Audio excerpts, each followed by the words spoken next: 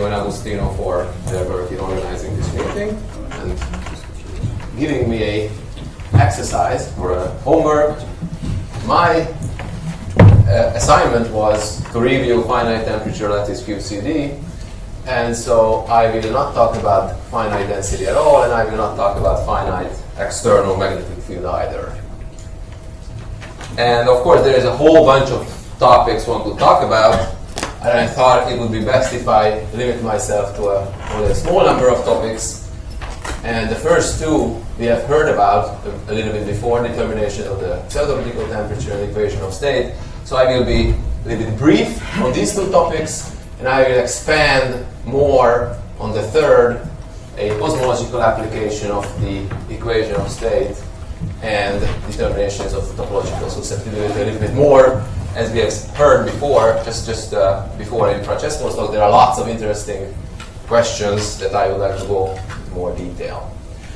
So as far as the determination of the pseudo-critical temperature is concerned, if one sticks to a particular quantity, of course it's a pseudo-critical temperature. It depends on the quantity, but if we stick to a particular quantity, then let's say the peak of the chiral condensate susceptibility, then today, already for some time, these are not recent results, but maybe worth emphasizing that physical quark masses and continuum results are available with various discretizations.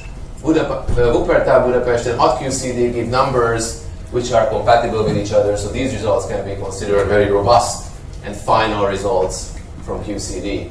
At the same time, different discretizations, different in a sense that these two were different as well, but beyond staggered fermions, domain wall results are emerging at physical quark masses at a fixed NT equals 8, and the Hot QCD collaboration gives a number for that, which is also nicely compatible with the staggered continuum results. And as we all know, the confinement pseudo-critical temperature is about 20 or 25 and maybe higher than this value, and for that there is also nice agreement between various lattice groups. So there's full agreement now. This was not always the case, and the lessons we learned that in order to have full agreement, we need to control fully all sources of systematic errors. We need to have physical quark masses, and even though these are finite temperature calculations, a lot of zero temperature results enter, so there has to be a nice balance between the zero temperature results and the finite temperature results to have a nicely balanced systematics. And I'll just take a moment to say that this is a huge success of lattice QCD. This really says that there is universality, and we are able, this is kind of the best that the lattice can offer, different discretizations giving the same in the continuum, so everything is really reliable. Beyond staggered quarks, continuum Wilson results are also available, at the moment heavier than physical quark masses. And as I said, domain wall results at physical quark masses, but at a single lattice spacing are also available. And in all of this, the flavor content was 2+1 flavor, which we think is perfectly appropriate around the critical temperature. So the second topic I would like to discuss is the equation of state. And as you've heard many times already, the hydrodynamical models of the quark-gluon plasma that experimentalists or phenomenologists are using use the QCD equation of state as an input. The quantity we are after is the trace of the energy momentum tensor, or in other words, interaction measure, which is of course the energy density minus 3 times the pressure, which can be expressed also by the pressure itself. So once we are able to calculate the pressure, we will have also the energy density. From that we can get the speed of sound, and also we can have the entropy density. And the equation of state, one typically then calculates continuum results are available to high values of the temperature, 2 times Tc, 3 times Tc, and so on, depending on the actual work. So at some point you would think that a 2+1+1 flavor calculation is important. Before I go to that 4 flavor situation, let me review what is available in the 2+1 flavor case, and I will limit myself to results which are at the physical quark masses in the continuum limit. So this you have seen from Claudia already. What you can see in these two plots is the interaction measure in blue, the pressure in red, and the entropy density in green. And the gray bands for each are the Wuppertal-Budapest results, and the colored ones are from hot QCD, and they nicely agree all the way, let's say, to 400 or 450 MeV, and correspondingly the speed of sound then is also in agreement between these two different discretizations. And again, this is really another huge success of lattice QCD. These lattice people are fully aware of it, but for the non-lattice people, let me just mention that getting these results is highly non-trivial. And it again took some time until nice agreement was found between the various discretizations. So now we can be really confident that not only the critical temperature, but also equations of state lattice QCD is able to give very robust results. I just mentioned that for these quantities, only staggered discretizations are available. The two groups use different staggered discretizations, but both are staggered. And also note that these nice agreements between these two results was for the 2 + 1 flavor situation. And of course, the charm is, you might think that the charm becomes important at some point.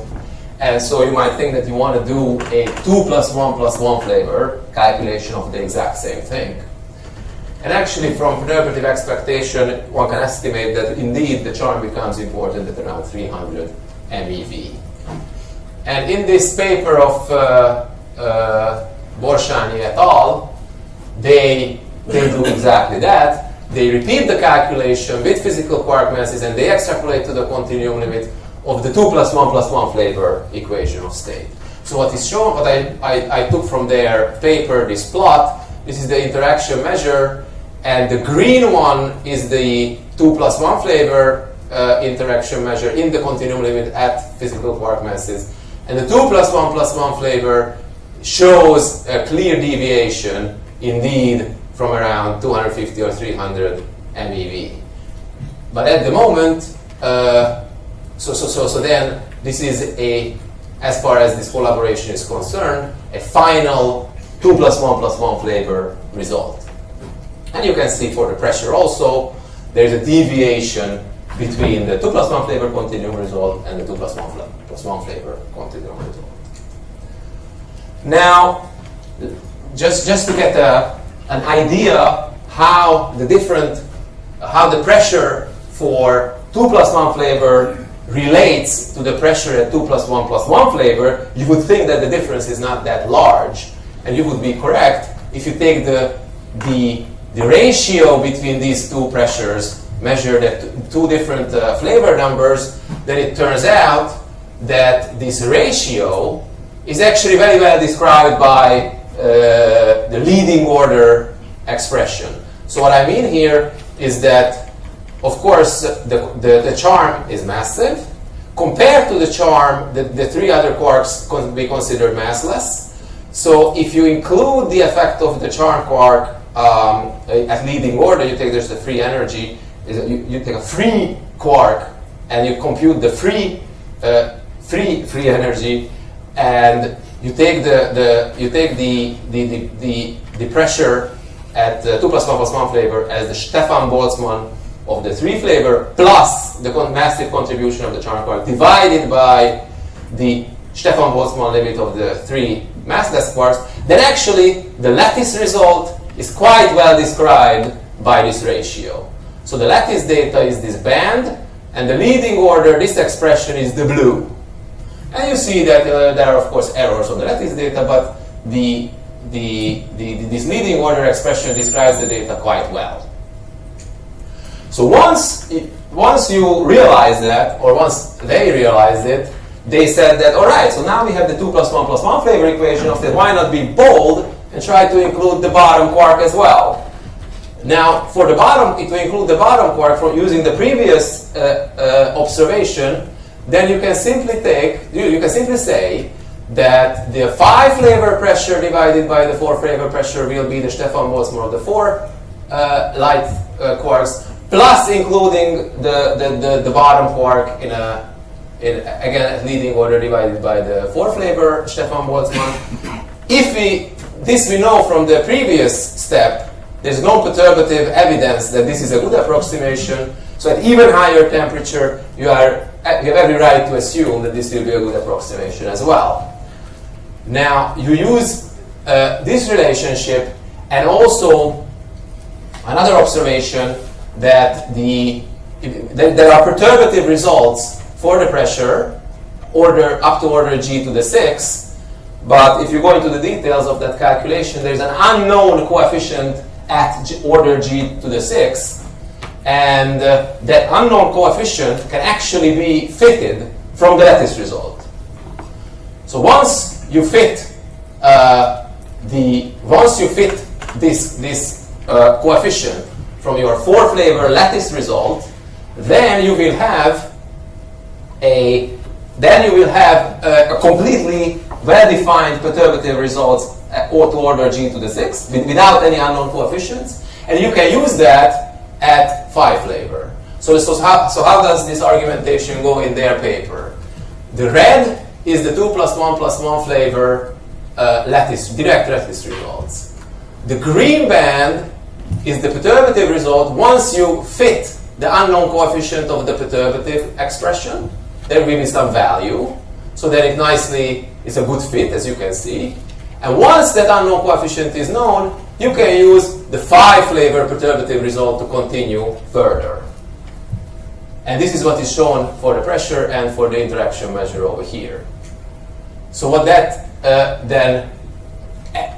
once this fitting is done, then you can include the mass effect, because of course the perturbative formula doesn't know about the mass, but using this observation that I explained before, you can include the effect of the bottom quark, and then eventually you will have a 5 flavor equation of state up to 10 GeV, including the bottom threshold. So again, for these 3 important quantities here, epsilon is called rho. The direct lattice results are then continued using these 2 additional steps that I just explained, and the Stefan Boltzmann limit is actually quite nicely almost reached. So this is all very nice, that we have then a 5 flavor equation of state all the way to 10 GeV. But what would be even nicer is that if there would be an independent cross-check of the 4 flavor continuum equation of state at physical quark masses. In other words, the continuum result, it would be nice if the different discretization, with different discretizations, other groups would also do the same calculation, and hopefully we would have the exact same very nice agreement as we had at 2 + 1 flavor. And in this direction, I should mention that twisted mass collaboration is also looking after the 2 + 1 + 1 flavor equation of state, and they presented in this paper some preliminary results. Now, if we have this equation of state to 10 GeV from QCD, then you might say, all right, so if I've now completely included everything as far as QCD is concerned, why not go to even higher energies by including the rest of the standard model just as before in these papers by line? Or because that including the rest of the standard model is unaffected by lattice, unaffected by QCD. So using the exact same strategy as they did, except that the QCD part is now updated, then you are able to get for these G functions. So basically, it's the energy density and the entropy density rescaled by some factors.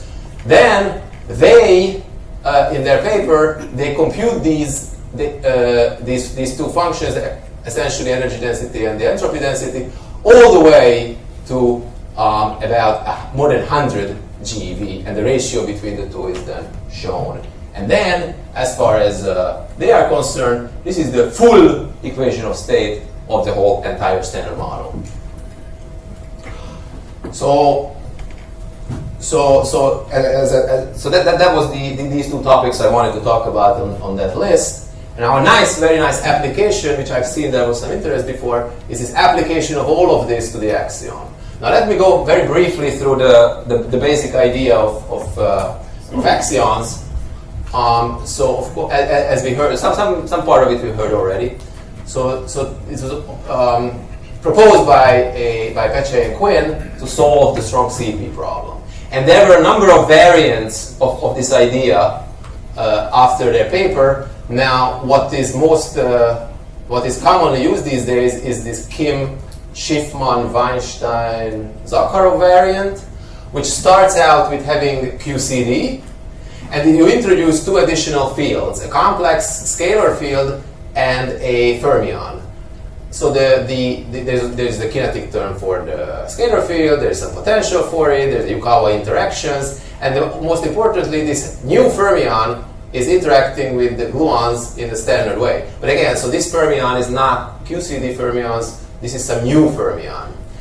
And we assume, or they assume, that there is some Mexican head type of potential, there is spontaneous symmetry breaking, there will be a web for this field, so this complex field will have a web, and then there will be some U1 mode, and if I call this U1 mode theta, then for dimensional grounds, this F A times theta is called the axion. This is like a dimension 1 scalar field. Now, if you do a chiral rotation of this fermion, so basically what we want to do is we want to see the effect at low energies. In order to see that, you can do a chiral rotation of this fermion as well as rotating the scalar field to just to a real part. So you rotate away this angle. Then you will end up with a kinetic term for this theta. You will have a kinetic term for the radial excitations. Of course, the notation is a little bit sloppy. This is like this FA field is meant to indicate the radial modes. The potential will be at its minimum. There will be a mass term for these new fermions. The coupling to QCD would be the same. But of course, from the transformation of the measure, you pick up the topological charge, and you also pick up in a derivative interaction, you pick up the axial current. And from that, it's very easy to see that if we assume that the scale of symmetry breaking, this FA is large, then the radial excitation can be thrown away, the fermion can be integrated out because that's heavy as well. And so at low energy, the only thing that remains is the kinetic term, topological charge, and some derivative interaction which depends on the details of the model. You could do the same thing with a little bit different matter content, then you would have something else here. But in any case, as we heard from Francesco's talk, if there was already some theta term in the original QCD Lagrangian, then that would combine with this new theta that came from this axion. And a crucial approximation is made at this point. We assume that this theta is constant, which I'll get back to a little bit later. And of course, then for this constant combined theta angle, there will be an effective potential generated simply because of the topological charge that we obtained here. And this effective potential is just simply given by, once you integrate this Lagrangian, you get the actual topological charge and you get an effective potential. And at high temperature, then it's a two-line calculation to show that the effective potential is actually the topological susceptibility times 1 minus cosine theta. And then on dimensional grounds, the axial mass will be related to this topological susceptibility divided by this FA squared. So the important point is that the axial mass is a purely QCD quantity. So kind of the picture how it solved the strong CP problem is that we had a Mexican hat, all kinds of angles were allowed, but then this effective potential is generated, so this degenerate set of vacua is tilted a little bit, and then the theta goes to 0 because of this tilt given by this generated potential. And then the strong CP problem is solved. So of course there was this key assumption that theta is constant, and what that means is that we are not, within this picture at least, no axion strings, domain walls, defects, any kind of thing which is a space-time dependence, all of that is ignored. But once we accept that, and we would like to do cosmology, there are these three quantities that are needed: the energy density, entropy density, and the topological susceptibility. All three are purely QCD quantities, and as I tried to convince you before, for the first two, there are already continuum results at the physical quark masses. So the only thing left is this topological susceptibility. Now the topological susceptibility, again I will repeat a few things what you heard already. If you just take a one instanton approximation, then you will obtain very quickly the topological susceptibility falls like a power. And this power, it looks like this. The first term comes from the beta function. The -4 comes from the fact that this is a dimension 4 operator. And the NF additional flavor number comes from the determinant. If I have NF light flavors with non-zero mass, then that will give me an additional NF. So overall it will be 7 plus NF third. But this approximation is, of course, just a one instanton approximation. This is a one instanton approximation is, of course, very good at asymptotically large temperatures. If I'm not at asymptotically large temperatures, then instantons, one instanton, two instanton, and so on will contribute. And all of that together is what is called the dilute instanton gas approximation. And that will give me actually a temperature-dependent exponent, which at high temperature goes to a constant. So these are the semi-classical expectations. But as it was already outlined before, this topological susceptibility, exactly because it drops so fast with the temperature, at high temperature it's very difficult to measure this even in the pure gauge case. And again, for the lattice people, this is pretty obvious. For the non-lattice people, let me just mention that the difficulty is that you're averaging integers. The average of Q squared, you have to sum integers. And if your final result is very small, let's say 10 to the minus 3, then you can get that by having 999 zeros and then a 1, then you get average value 10 to the minus 3, but then the error is also 10 to the minus 3. So that is why if you want to have something which is small with even smaller errors, that will be difficult in terms of statistics. Basically what I mentioned here. So even in the pure gauge case, this was a challenge. Now the first rather nice paper from Lawrence Livermore, recent paper, they show that using no tricks, just brute force, trying to beat this decrease of the topological susceptibility by statistics, they are able to go up to about 2.5 TC, and they see a nice decrease in the topological susceptibility. The exponent is not the expected 7, but that's okay. We are at finite, or they are at finite NT. They are not at infinite temperature. There is no systematic error estimates. So for this first study, a value which is not that far from the expected 7 is, I would say, pretty good. Now what we did not much later than them is to try to do a continuum extrapolation. So this is still pure gauge. We do continuum extrapolations from NT equals 5, 6, 8, and then you get a also nicely dropping topological susceptibility as a function of T over Tc. Again, no tricks, trying to beat this problem by simply statistics. And then we can go up to about T over Tc equals 4. And the exponent that we get out from this global fit of the whole temperature range is nicely actually consistent with the one instanton approximation. But I should say that we also noticed that even though the dilute instanton gas for the exponent is pretty good, the overall normalization that comes out from the dilute instanton gas is at a factor 10 wrong. So then these two were the results for the pure gauge case. Now the first rather nice dynamical result was from Francesco's group, the Italian group, and they used the staggered fermions at the physical quark masses, and you have seen this plot from Francesco already. From 3 lattice spacings, they extrapolate, and they get this rather small exponent, much smaller than the expected 8. And they would say that about, so up to like 2.5 TC, they have 3 lattice spacing, then a little bit less lattice spacing. But if you do global fit, you can do this to about, let's say, 3.5 TC. Thank you. But as Francesco said already, the issue is that there are large cutoff effects, huge cutoff effects.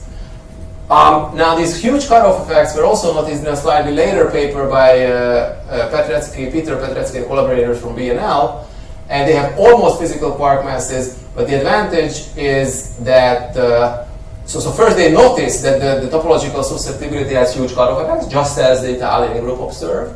So the results from n equals 6, 8, 10, 12, they change quite a bit if they use the gluonic definition of Q. So these plots are rather similar to the Italian group's plots, but they had a good idea of using a fermionic definition for a topological charge as well from the disconnected flavor singlet pseudoscalar correlator.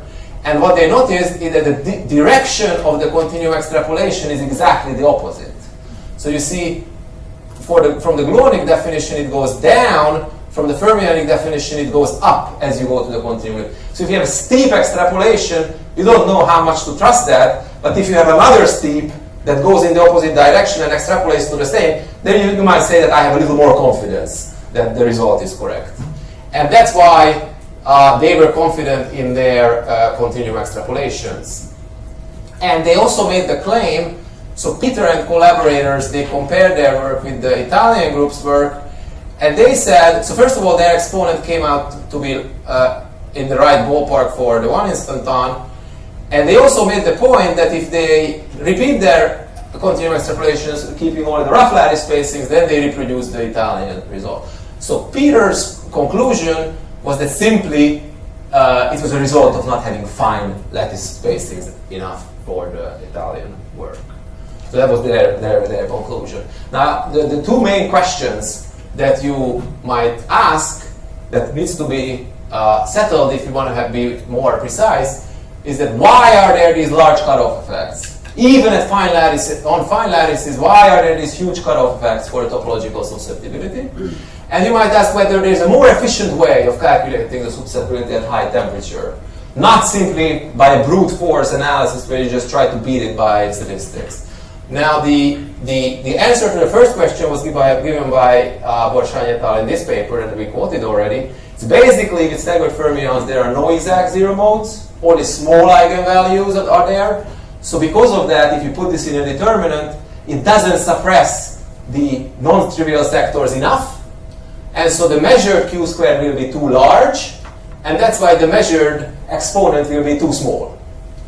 And so that was their conclusion, and I will illustrate this further from plots from their paper.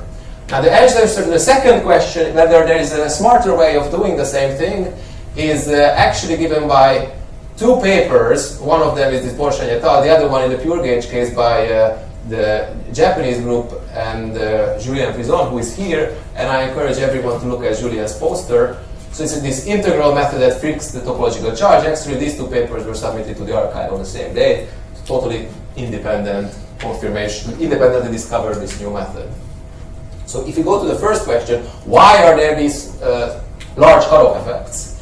Now, as I said, if I have non-zero eigenvalues in the non-trivial sectors, and I do have these with staggered fermions, then the product of all of them will give something which is not the mass. With the chiral fermion, the zero modes would give just the mass for the lowest eigenvalue. So then the idea is to take these configurations and simply reweight them by this ratio. The denominator takes out the lattice artifact, because the fact that this eigenvalue is non-zero is a pure lattice artifact, and the actual mass itself is the correct one, because that's what you expect in the continuum. So this will be a reweighting technique. Of course, for the reweighting to not mess up your continuum extrapolations, you need to show that this reweighting factor tends to 1 in the continuum limit, and they show that as a function of 1 over nt squared, so the lattice spacing is decreasing this way, and in various sectors is nicely converging to 1. So that convinces you, perhaps, that this reweighting will not mess up your continuum extrapolation. Now, one thing to know, that even at relatively fine lattices, so let's say nt equals 10, this reweighting factor is still about 0.7. So the cutoff effects are really huge.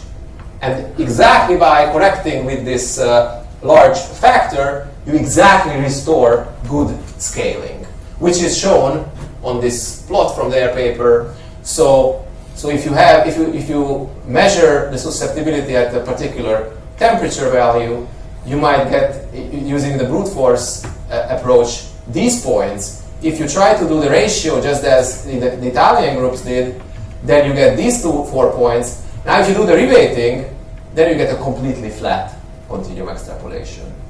And also it shows you that these points would have a very hard time extrapolating to the same. I mean, they will eventually if you go to high enough NT.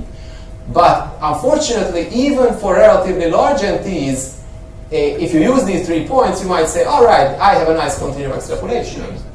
When in fact, it would, with a large curvature, turn, and the correct result would be here. So that is the reason why the standard method fails at high temperature. So let me get to the second question I wanted to discuss, an efficient way of calculating the susceptibility. So once we have a definition for the topological charge, we can look at the partition function in sector Q, and at high temperature, only the one sector will contribute. So at high temperature, the topological susceptibility will be simply given by these ratios. Now measuring partition functions themselves is of course difficult on the lattice, but if we take derivatives, then it will be measurable, doable. This is exactly the same trick as you apply for the pressure, that you take derivatives and then you integrate back to get the actual quantity that you want. And as I've said, these they were independently described in these 2 papers. So now in the pure gauge case, you take those derivatives, it will be simply the gauge action in one sector minus the gauge action in another sector multiplied by the beta function, basically. And if you have the scale, you have the beta function. So there's a straightforward way of computing this B1. And the most important thing is that the difficulty in computing this way does not increase with the temperature. So you exactly eliminate the main problem that was there in the direct approach. So from Julien and co-authors' paper, here it is shown this derivative itself, how it compares with the dilute instanton gas approximation, and from Borsányi and the collaborators for the full integrated version for the topological susceptibility is shown, and the slope is nicely similar to what the dilute instanton gas approximation would say. But again, for the overall factor, there's about an order of magnitude difference. So that's very nice. So in pure gauge case, this works very well. Now, what if we have dynamical fermions? Then in that derivative that I mentioned, you also need to take the derivative with respect to quark masses and how the quark masses depend on the lattice spacing. So in this part, the line of constant physics will enter, which of course you have, because anyway you have to have that. And then there will be the chiral condensate multiplied by MF, which is itself this difference. You need to measure the chiral condensate in the one sector minus this thing in the zero sector, and this itself is a finite quantity. What I mean is that there's a continuum limit. So this whole thing has a continuum limit, but this part alone has also a nice continuum limit. So that allows you to compute this quantity first with any discretization you want. You're allowed to take the continuum limit, and then you can do the integration in the mass of already continuum quantities. And what that means is that you can do staggered calculations for certain masses, and then you can integrate down to the physical quark masses with overlap fermions. Because there, when you go to light masses, of course, the chirality properties are important. So to integrate down, you will need you would want to do overlap fermions. And the point is that this is then possible because this itself is a continuum quantity. We just want to note that this clever rebating factor had an M-dependence, so in that derivative, you actually have to take the derivative of this rebating factor as well, so there will be all kinds of extra terms. Yes, thank you. And once you do all of that, so you have from staggered calculation a 3 plus 1 flavor when the three, all the U and the D quark all have the same mass as the strange, and you have over a wide range of temperatures. The black dots show the standard method. The errors blow up, and you cannot go above a certain point. With this clever trick, you can go to rather high temperatures, and then from that, you can, using overlap fermions, you can integrate down in the mass to get the 2 plus 1 plus 1 flavor. Now, with physical quark masses in the continuum limit, you can obtain the topological susceptibility to about over 2 GeV, which would have been absolutely impossible without this trick. So once you have final continuum results for the topological susceptibility, energy density, and entropy density, you can do axial cosmology. All you have to do is solve the axial equations of motion and use Einstein's equations. Again, I remind everyone that we assume that spatially the axion field is constant. So we are not considering domain wall strings or any of that sort. And then it's a very straightforward integration of this of this equation. All the QCD input is here, here, and here in the mass, which is the topological susceptibility. So it's a very simple integration of these equations of motions. So if you integrate those equations, you will have this theta angle as a function of temperature, as a function of an initial theta 0 where you start the integration from, and a function of the axial mass. So if you pick an axial mass, you will have this evolution. And as was described before, let me just show this plot from a rather old paper where they solved these equations numerically. Of course, not with the correct energy density and entropy density, because that was not available at that time. But qualitatively, it would look similar, that the theta angle starts out from some initial value, then it drops towards 0, starts to oscillate, and settles at 0. So that's how we see that this realignment mechanism is actually at work. At the same time, the axial number density jumps at around the same temperature, oscillates but settles at a constant, and after a while it stays conserved, the total axial number. So from that, you see that the total axial number is conserved once this creation happened. In this adiabatic picture, the total entropy is also conserved, so the net ratio of the densities is also conserved. So from the axion density today, you can compute it by your numerical results for that part and the entropy density today. Entropy density today you know from the CMB, only the neutrinos and the photons contribute, so you have some formula for it.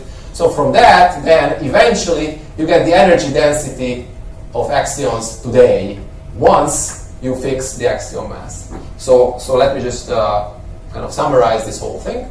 Once you pick an initial angle, you pick an axial mass. These are unknown, so you have to pick two of them. From that, there is a very clear way to obtain the energy density of axions today.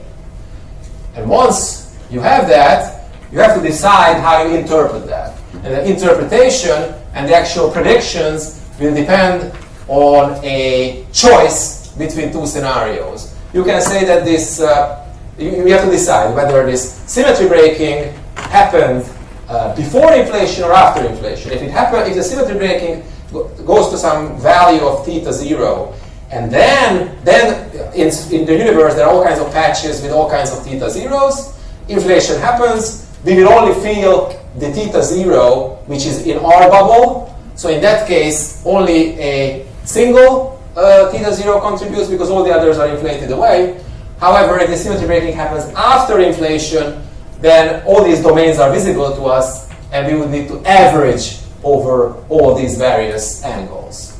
So then the ratio of axion component of dark matter then can be obtained. And in a pre-inflationary scenario, it will depend on this initial value that we have. All the rest is inflated away. All right, I'll finish in 0 minutes. So the key point to take away is that once the theta 0 is fixed, so I should really stop. Once the axial mass is fixed, the axial mass is the only variable here. In the post-inflationary scenario, you average over all the initial angles, and then the only variable is axial mass. Once you have the axial mass, you can get out.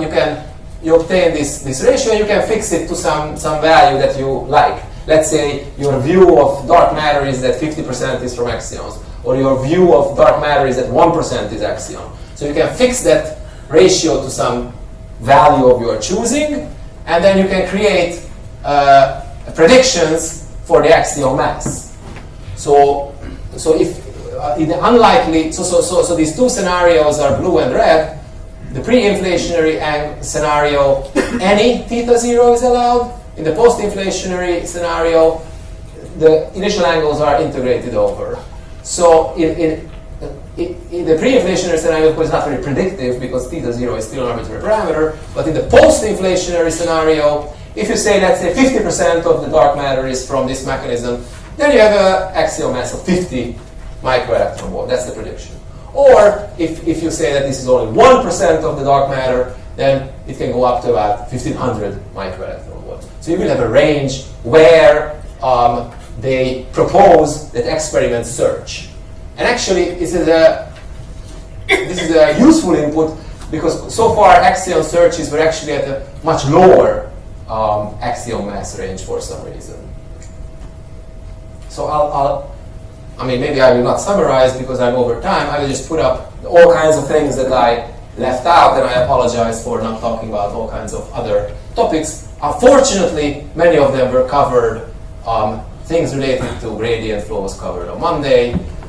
Victor Braguta talked about correlators, transport coefficients, finite density. Even yesterday, we have heard, well, not from Christian, but from fluctuations. And I'll stop there. Thank you very much.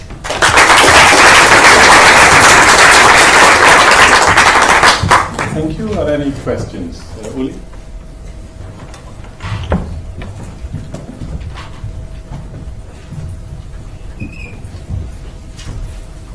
Could go back to where you showed the ratio of the 4-flavor to 3-flavor pressure, and then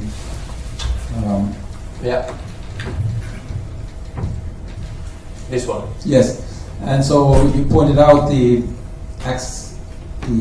agreement between the lattice data and the zeroth order non-interacting QCD limit, and took that as justification to use that limit for extrapolation. I find that rather adventurous when I look at this order G² correction, and also what you showed in the earlier plot, the comparison with between the lattice data and the hard thermal loop resumpt theory, which have quite significant discrepancy. So how do you justify using the non-interaction limit when you see that the perturbative expansion doesn't show any signs of convergence? It's a very good point. And the point is being made then that for the pressure itself, the hard thermal loop is not a very good approximation as you described. That's absolutely correct. Here what is used is that for the ratio, the tree-level thing seems to work.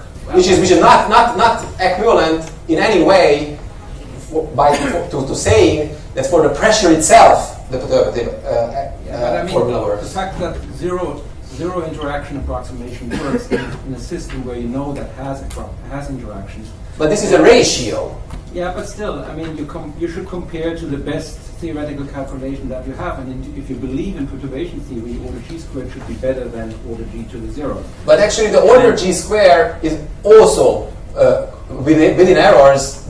So the lattice data cannot really distinguish between these two. There is a 30-40% difference, right? So this is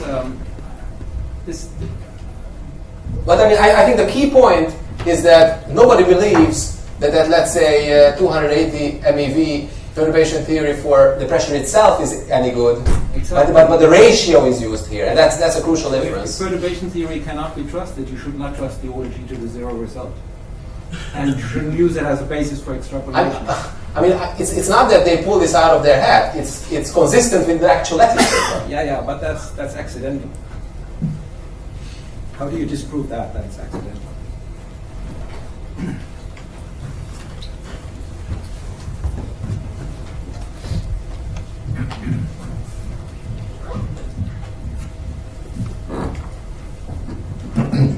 So I had a comment on the axion, on the comparison of the various axion study.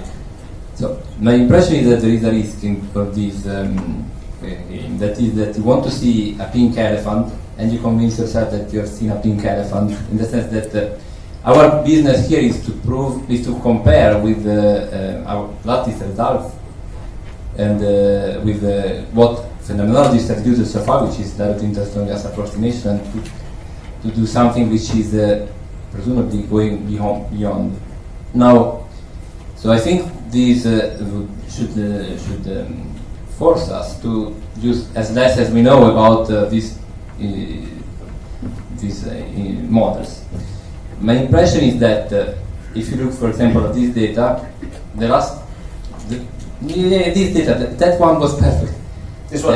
Yeah, for example. This So one, if you take, no, I don't want to talk too bad that people are not here, but if you remove the last 2 points, the orange point on the bottom, the picture is very different from that, and you wouldn't probably trust those points because they are on a very small volume, and it's precisely the situation where you are saying that you have 90% of 0 and 1, and you're trying to estimate.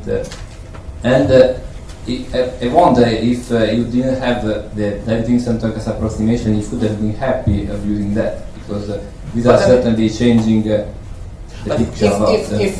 So in the work of the Borshani et al., Yes, there is no approximation. There are ways. There is no approximation, but you're using a method which is enforcing the suppression of zero modes, which is clearly driving you to the direction of having less zero modes, so having smaller susceptibility. So I don't know. I don't think this is clearly wrong or anything, but I think you're somehow already thinking that the correct result is the direct instant of No. That's all right. So let's make that very clear. It's not assumed. No, it's not assumed, but it's inspired. I mean, if you didn't know what is the direct instant gas approximation, you would have been happy of those 3 points like one. No. I mean, what is used, this we know. We don't have to know anything about dilute instanton gas. We know that in the non-stereo sectors there are zero modes. I don't have to know anything beyond that. So this we know, and so that's the basis for this rebating. Sure. And I would say that's not an approximation. I'm not judging it. I'm just saying if you didn't have, I wonder if you didn't have the idea that the direct instanton gas approximation is the correct or is the. But I mean, it's not even the case that the dilute instanton gas approximation is correct. You can see that there are deviations. So this is the actual result, and the dilute instanton gas is very far from it. So it's not only that the dilute instanton gas is not used. As far as if you do a brute force calculation. So sorry. It's not as far as if you do a brute force approximate calculation. So this is what I mean. It's not. It's much closer. So I think it's an extended discussion. We can continue. I don't want to yeah. steal too much of your time. Yeah. Any other questions? Agostino? Oh, well, let's leave this these powers aside for a moment. So, or methods. No, yeah. not the power. For coming back to Okay. comment to this very adventurous assumption that when we had this ratio of different pressures, that it is 3 or the 3 level of perturbative. Of course, it's very adventurous and it's not a very good test, and I have to agree with that. And so that's why it was very surprising what we got, that we could fit this 2 + 1 + 1 Taylor pressure with a single parameter. This clearly shows that it is not really perturbative. We could could not simply use the published iterative result, which is available to G6 log 6 order. We needed a further order. So if you have a free parameter, that means that you don't agree, right? That is a disagreement. So well, I had a clear question about that as well. So this G to the 6 coefficient, in principle, can be computed in dimensional reduction because it comes from the magnetic sector, and the Helsinki group has done that actually. So the question I had was whether the number you found by fitting has some relation to this numerical number from 3 dimensions. When you don't rely on any assumption on the quark masses in quenched, this comparison was a failure. So then these people calculated the G6 order coefficient from high-dimensional reduction compared to lattice data, and it did not agree. So it means that there is something going on here.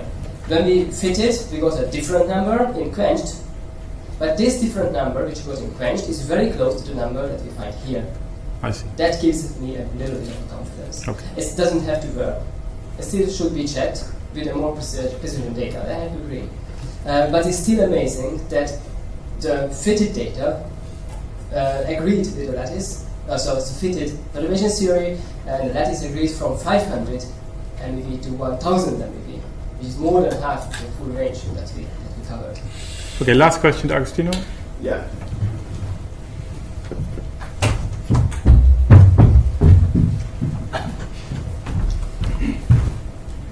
So exactly the same topic. I would like to try to be a bit more constructive. So as far as I understand, this has been used then to extrapolate to the bottom scale, let's say. So if one wants to check it, do you see, of course the problem is that it's hard to put the bottom, but can you, I don't know, foresee some, I don't know, same step scaling kind of procedure to check this result? Do you see any way that is more or less maybe painful but doable somehow? As a matter of principle, of course, but how practical that would be.